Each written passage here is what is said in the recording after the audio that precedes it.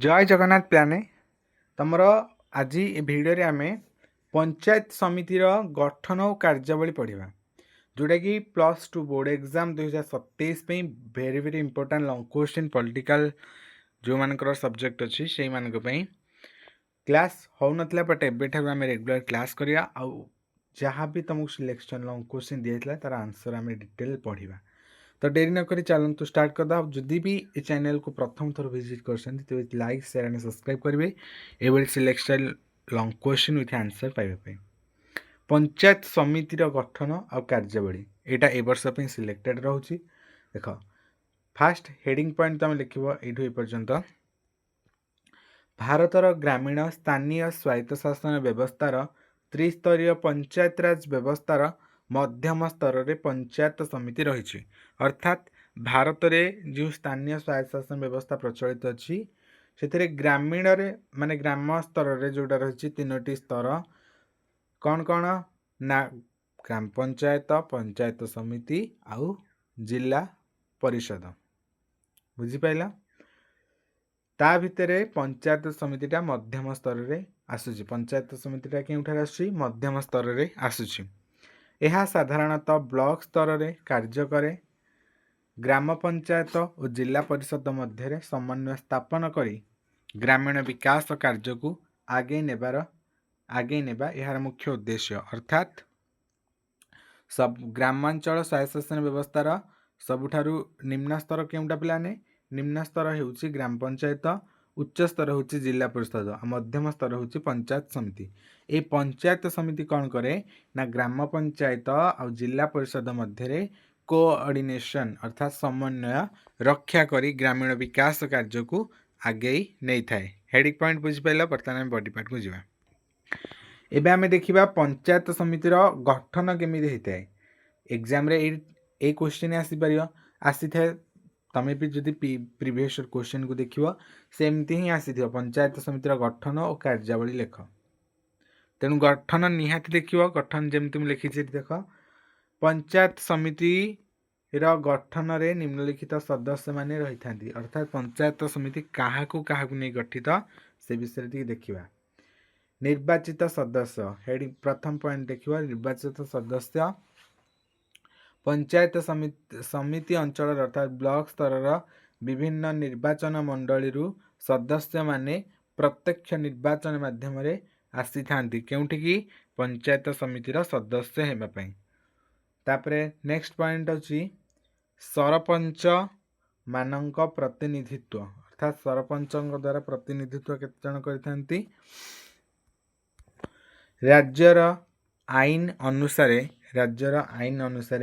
ग्राम पंचायत सह समन्वय पाई प्रतिनिधित्व व्यवस्था रही पारे। अर्थात राज्यर किछि आईन अनुसार ग्राम पंचायत जिते सब रही ब्लॉक स्तर में से किछि सदस्य सरपंच मानक द्वारा प्रतिनिधित्व करथांती। कहाँ पाई पंचायत समिति पाई। सभापति और उपसभापति निर्वाचित सदस्य मानक मध्यरु जने सभापति आ जने उपसभापति चयन करा जे। जेते सब सरपंच मानक द्वारा प्रतिनिधित्व होइजंती पंचायत समिति पई सदस्य तांको भितरु जनकु सभापति करा जाय आ जनकु उपसभापति भावे निर्वाचित करा जाय। संरक्षण व्यवस्था कौन ना महिला अनुसूचित जाति जनजाति आदि पई आईन अनुसार आसन संरक्षण होइथाय। केते परसेंट 33% आसन संरक्षण होइथाय। एटा मन रखियो पिला। तापरे सबुठ इम्पोर्टेंट जिनस मन रखियो ब्लॉक डेवलपमेंट ऑफिसर अर्थात ब्लॉक विकास अधिकारी बीडीओ। प्रत्येक पंचायत समिति रे जन बीडीओ थांती से होचंदी पंचायत समिति मुख्य। तांको तत्वावधान रे ब्लॉक रो सब उन्नयनमूलक कार्य होइथाय। अर्थात पंचायत समितिर दैनंदिन प्रशासनिक विकास कार्य रे बीडीओ गुरुत्वपूर्ण भूमिका नहीं थांती। ब्लॉक रे कोठी स्कूल निर्माण हेबो, कोठी स्कूल विकास हेबो, कोठी पानी नलकूप निर्माण हेबो, ए सब जिनस ब्लॉक रे प्रत्येक उन्नतिमूलक कार्य ए बीडीओ माध्यम रे होइथाय। तेणु ए बीडीओ हेउचंती ब्लॉक रा विकास अधिकारी। पंचायत समितिर गठन बुझीगला। एबे आमे देखिया पंचायत समितिर कार्यावली। पंचायत राज व्यवस्थार मध्यम स्तरीय संस्था होउची पंचायत समिति। ऑलरेडी आगु कही। यह साधारणतः ब्लॉक स्तर में कार्य करे। ग्रामीण अंचल विकास जन कल्याण पाई पंचायत समिति विभिन्न बाध्यतामूलक इच्छाधीन कार्य करे। अर्थात पंचायत समितिर कार्य को दुई भाग विभक्त कराई। गोटे है बाध्यतामूलक, अन्यटी है इच्छाधीन कार्य। ये देख बाध्यतामूलक कार्य गुड़िक प्रथम देखा। प्रथम कृषिर विकास, उन्नत कृषि प्रणाली और कृषि उत्पादन वृद्धि रे सहयोग करवा।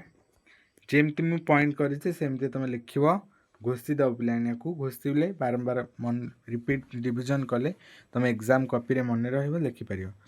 2 नंबर बाध्यतामूलक कार्य शिक्षार विकास, ग्रामीण अंचल शिक्षा व्यवस्थार उन्नति करवा। 3 होची स्वास्थ्य सेवा, ग्रामांचल स्वास्थ्य और जनस्वास्थ्य संबंधी कार्य करवा। 4 होची पानीय जल, लोक मानक पई निरापद पानीय जलर व्यवस्था रे सहयोग करवा। 5 रास्ता और जोगाजोग, ग्रामीण रास्ता और जोगाजोग व्यवस्थार विकास करवा। 6 परिमल, ग्रामांचल स्वच्छता और परिमल व्यवस्थार सहयोग करवा। 7 ग्रामीण विकास, सरकार विभिन्न ग्रामीण विकास योजना को कार्यकारी करवा। ये 7टा बाध्यतामूलक कार्य। एबे हम इच्छाधीन कार्य देखिबा।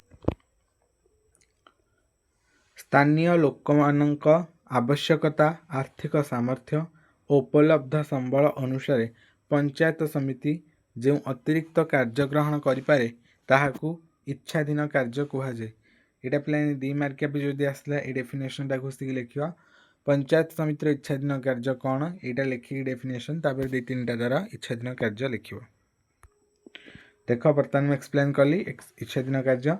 प्रथम पुस्तकालय और पठनागार स्थापन, अर्थात लाइब्रेरी जो सब बही बा पुस्तक उपलब्ध थाए तार स्थापन अर्थात गठन करने और तार परिचालना बा रक्षणाबेक्षण करने। खेलकूद युव कल्याण कार्य को प्रोत्साहन देवा। सांस्कृतिक कार्यक्रम और लोककलार विकास करने। 4 होची मेला और प्रदर्शनी आयोजन रे सहयोग करवा। 5 ग्रामीण अंचल रे मनोरंजन और सामाजिक कार्य को प्रोत्साहन देवा। 6